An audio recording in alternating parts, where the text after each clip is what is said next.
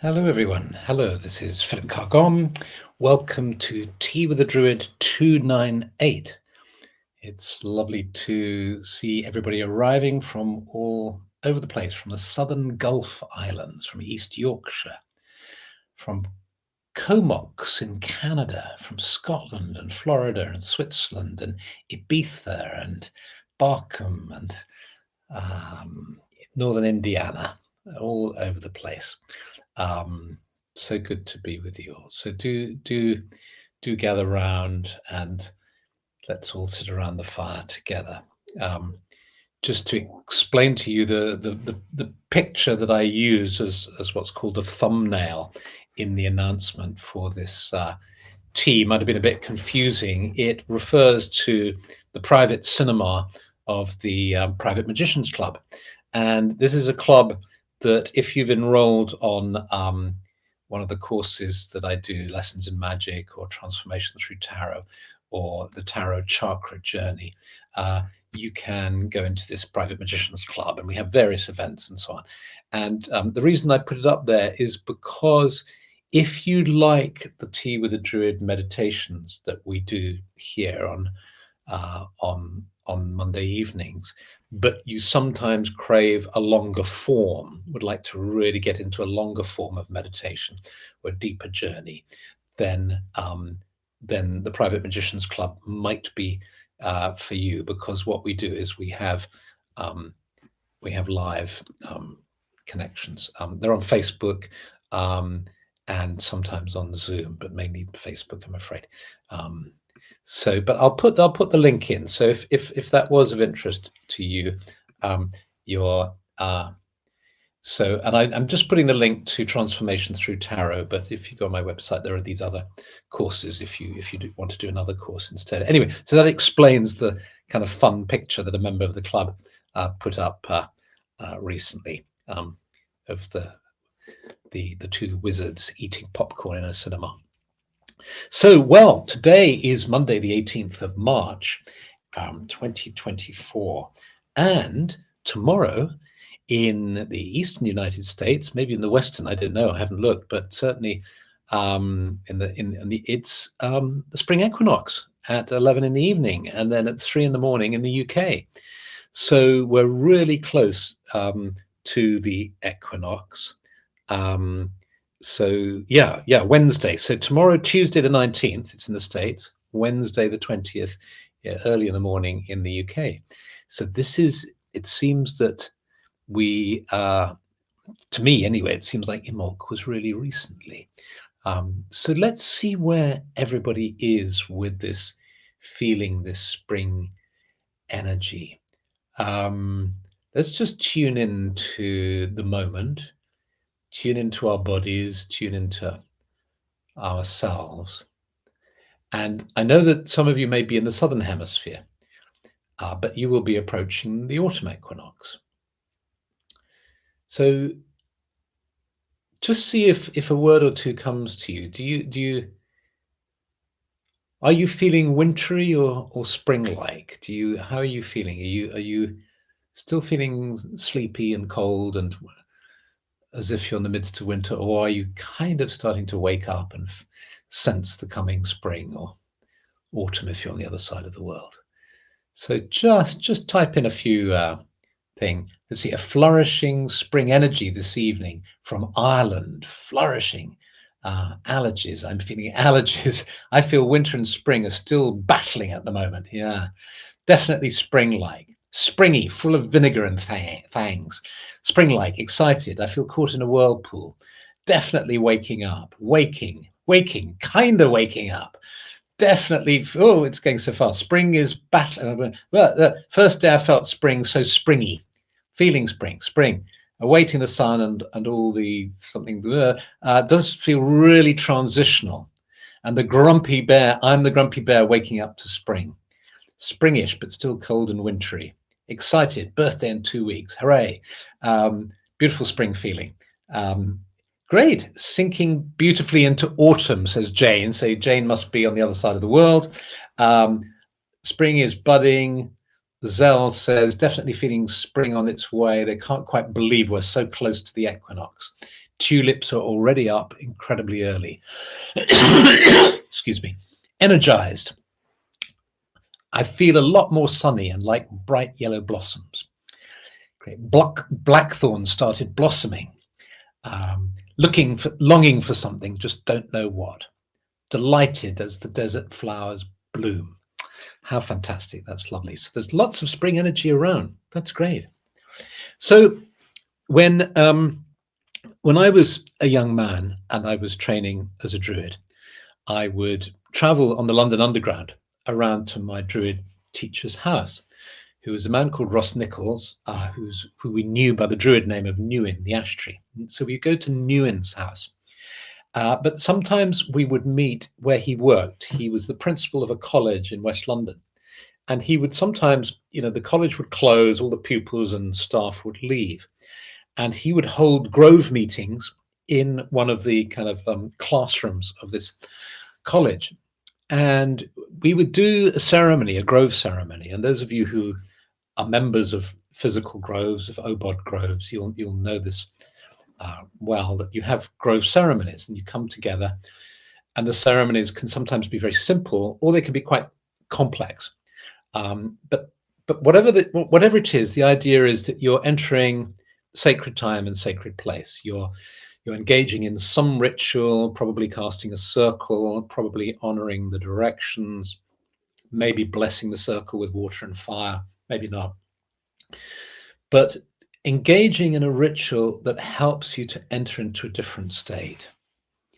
And if we were going to be very prosaic about it, we might say, well, what you're doing is you're just helping the brain to move from its busy beta brainwave state to start to settle and move into an alpha state, which opens out and can go deeper and wider and so on, connect to the spiritual, the divine.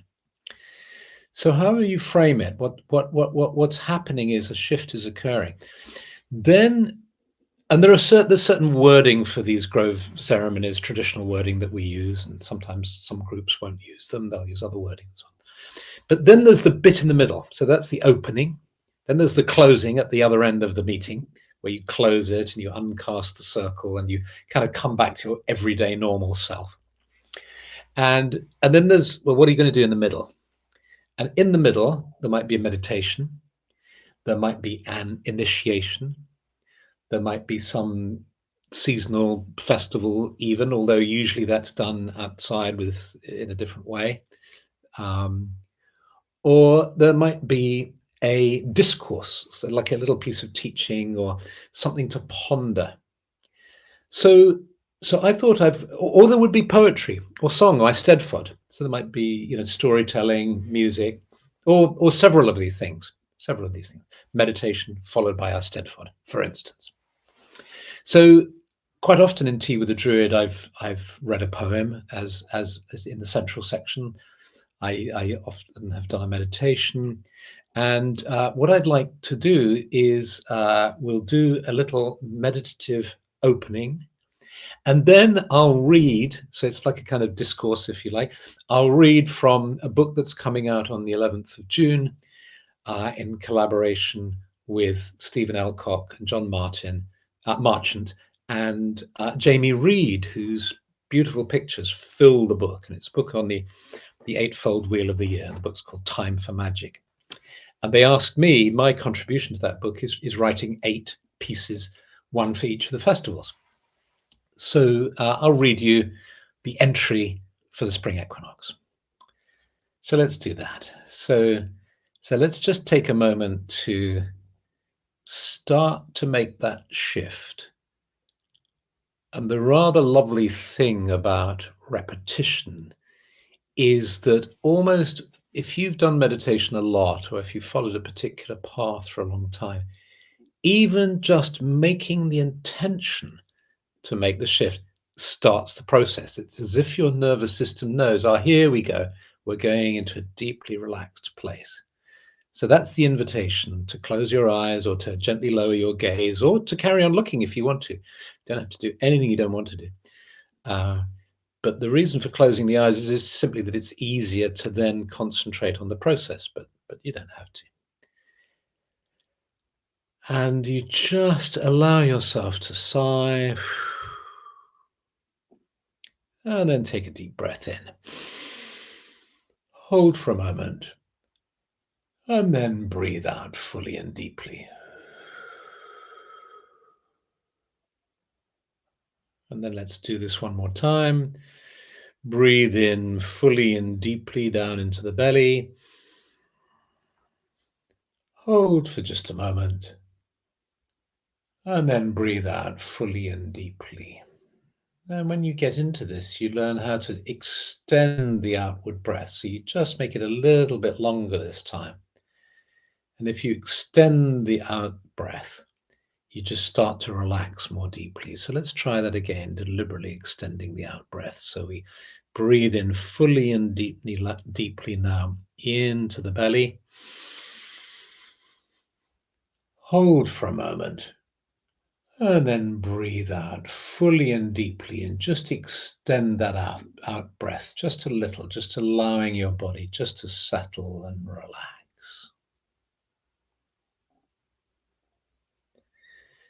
You become aware of being seated here and now in front of your screen. But even as you become aware of that, your sense is starting to change as you sense the walls around you, the floor beneath you, the ceiling above you, just melting away as you find yourself in a forest clearing in the sacred grove of the Druids. There's a small fire burning in the center, smell of wood smoke, the crackle of the twigs. You're aware of a gathering of like minds and souls who are sitting around in a circle. You feel the strength of companionship. And you open to the earth beneath you. Feeling all the energy in the earth. And feeling how that energy just flows into you, the stability of the earth just holding you beautifully.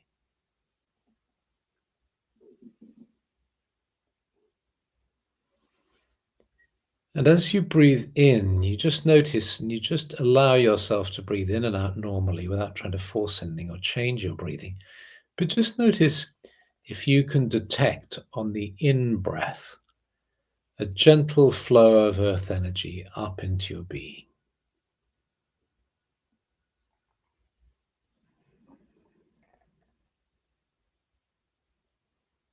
Maybe it happens on the out-breath as well. It's just a flowing energy that's coming up. All the vitality of the earth, that healing energy just flowing up into your being. And you sense all the roots of the trees around you now, deep in the earth, drawing up the moisture, that same energy flowing up the trunks of the trees. And you're aware of how the trees around us are like our guardians, our friends, our protectors. We can smell them, this lovely smell of the forest.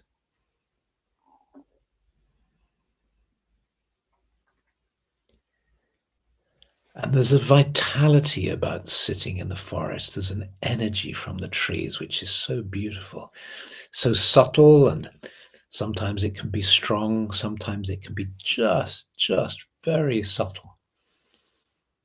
But it's there, bringing us vitality, helping us relax and let go.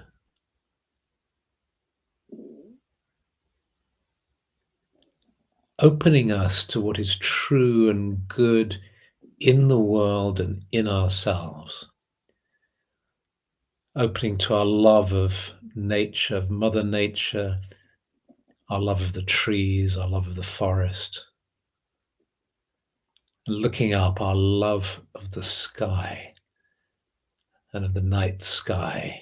We see the stars and the moon shining above us, and we feel blessed by the moon and starlight. And breathe in deeply the energy of the sky now, the energy of the moon and stars.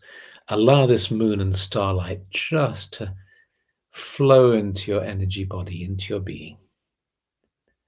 The energy of the sky meeting the energy of the earth within the center of yourself.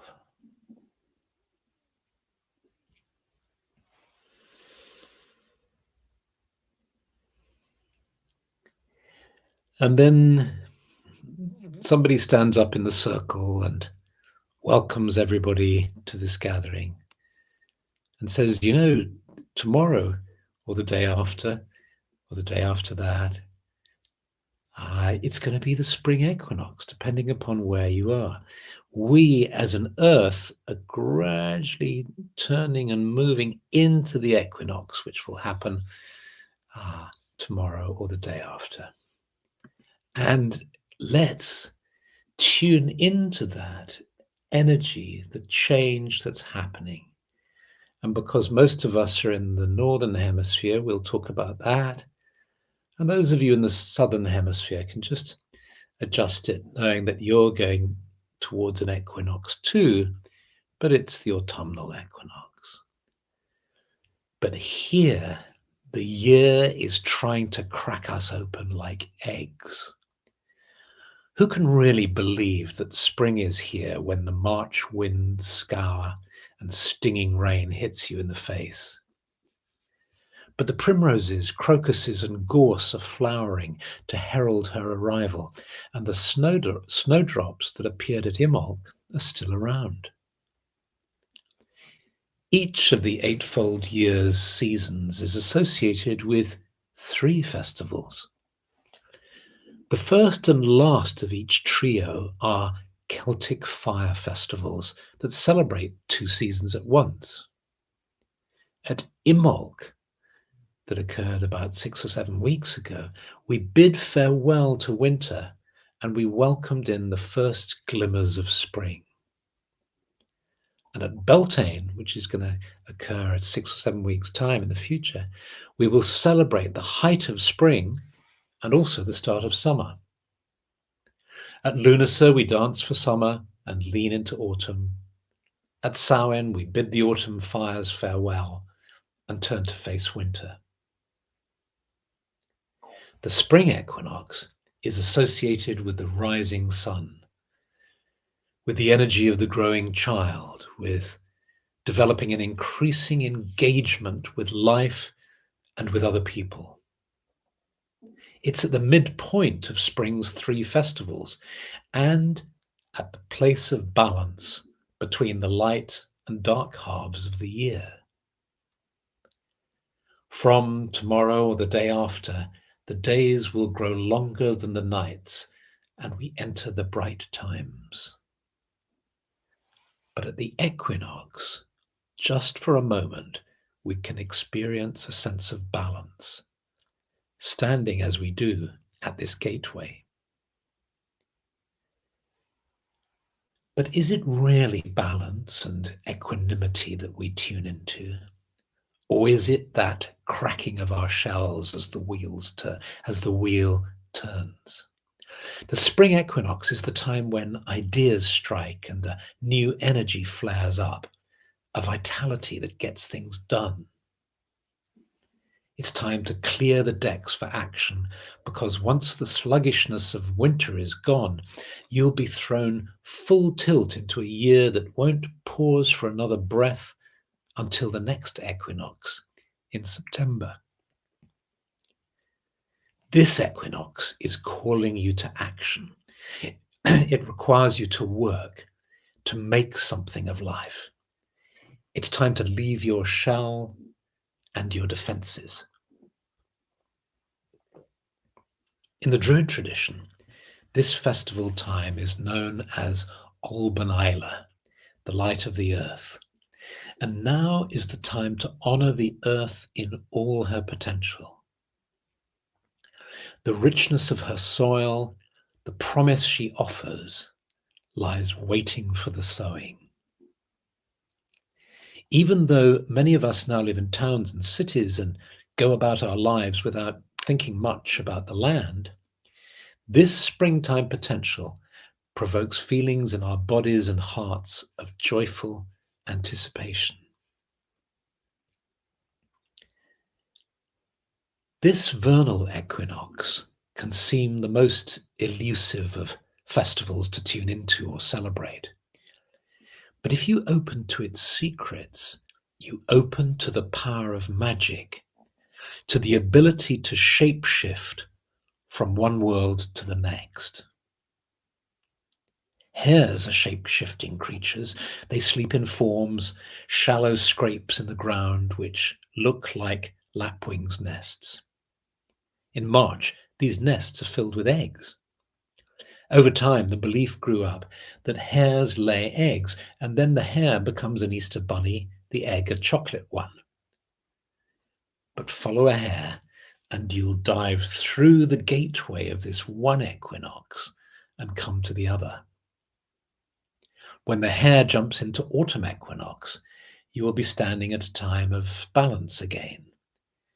Day and night equal, promises fulfilled, hope affirmed, reaping what we sowed, projects realized or not, the sun setting dead west now.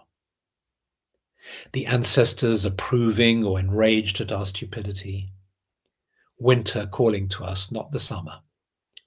The upward arc of the year and our energies replaced with an acceptance of decline, knowing the wheel will turn again. Jump back now through the gateway to spring equinox. The hare returns to its form. The form changes to a lapwing's nest. The egg begins to crack, and out comes Christ resurrected. This time of year is stronger than we thought. Cold March days disguise the wonders of death and rebirth. And so this strange connection between death and rebirth that in the Christian mythos is the resurrection of Christ, but it doesn't have to be a mythos that speaks to us or that we work with in particular, or it may really strike a chord. We're all different. But it's this concept that I'm hinting at here, or stating here, and pointing out here, which is that this time of the spring equinox is a time of death and rebirth. Death of the winter, rebirth into the spring. Egg cracking open. Us perhaps finding the ability to climb out of our shells. This shell that we put around us to keep ourselves warm, to defend ourselves from the very, very difficult world that we find ourselves in. Perhaps the spring will give us this energy, and the equinox will give us the energy to break out of this shell and to be in the world and do in the world and act in the world in a positive way for the good of all beings. And with that thought in mind, let's now do precisely that by, if it feels right for you, allowing you to yourself to imagine that your hands just drift out to either side of you, having heard this discourse. And so that now we're holding hands together in a circle. And sometimes when we come together in a circle, it's not always a perfect circular form. Sometimes you can be in a room, for instance, that's oblong, and you end up making a kind of egg shape or an oval. Some stone circles have a kind of ovoid shape. So here we are, sitting together, holding hands, asking that we might be a circle that allows love and light and peace and joy to arise in a field, in a collective field that flows out from our circle out towards the whole world. May all beings be blessed. May all life be blessed.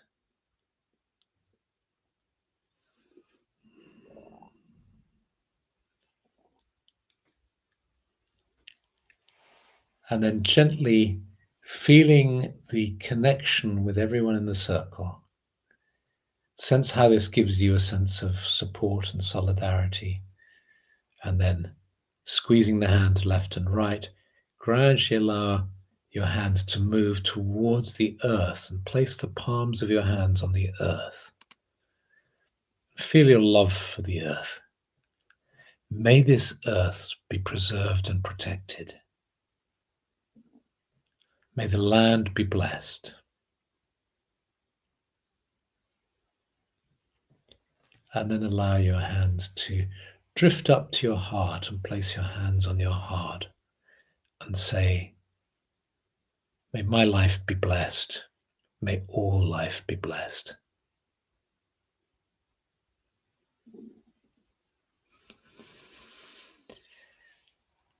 And then slowly you let your hands drift down. And sensing, notice how you feel sitting here in the circle. Just take a note of how you feel in your heart, how you feel in your mind, and how you feel in your body. And retaining any feelings that are positive and helpful, you allow yourself to gradually imagine the sacred grove beginning to fade as you become more aware of your body and aware of the walls around you, the floor beneath you, and the ceiling above you, and the screen in front of you, and feeling now fully present here and now. Stretch your fingers and toes, and when you feel ready, you open your eyes.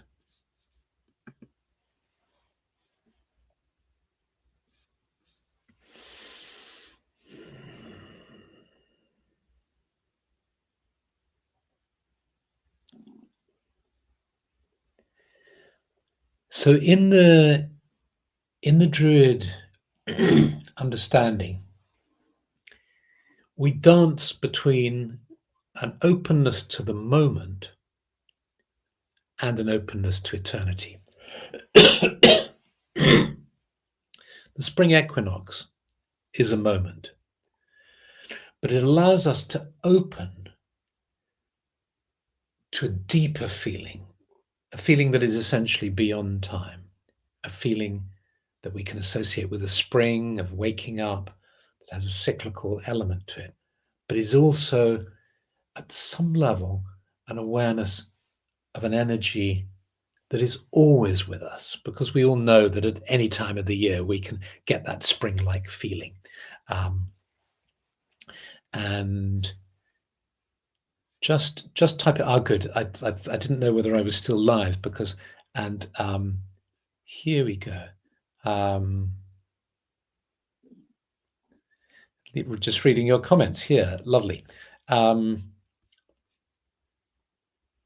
Two brimstones on Sunday. What's this? Saw two peacock butterflies today and two brimstones on Sunday. Kind of butterfly. Beautiful things are speeding up since winter, thankfully. Yes, indeed. Yeah. Yes, so lovely comments coming in. Blessed be all plant spirits. Equinox blessings, everyone. Yes. The spring equinox was on Sunday in the Northern Hemisphere. Well, so obviously certain parts of the Northern Hemisphere, not in the UK. maybe up in Norway. I'll have a look at that. Thank you, Curly Sue. That's great. Yes. So, Philip, what are you reading from, please? Which book? I would like to get it as it's beautiful. I love hairs. Thank you. It's a book that's coming out on the 11th of June called Time for Magic, a shamanicist's guide to the eightfold wheel of the year. It's on my website, philipcargom.com.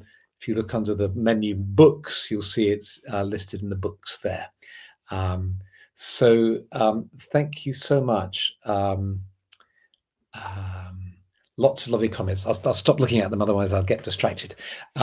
Bless you. Have a lovely equinox. May your journey through the gateway of the equinox, whenever it is, be transformative. It's a time of transformation. It's a shift, a major shift, and it's happening. The interesting thing is it's happening biologically. This isn't just woo-woo stuff, because there's a whole stuff around that, which I won't go into, but about how your body responds and your endocrinal system responds to light, essentially.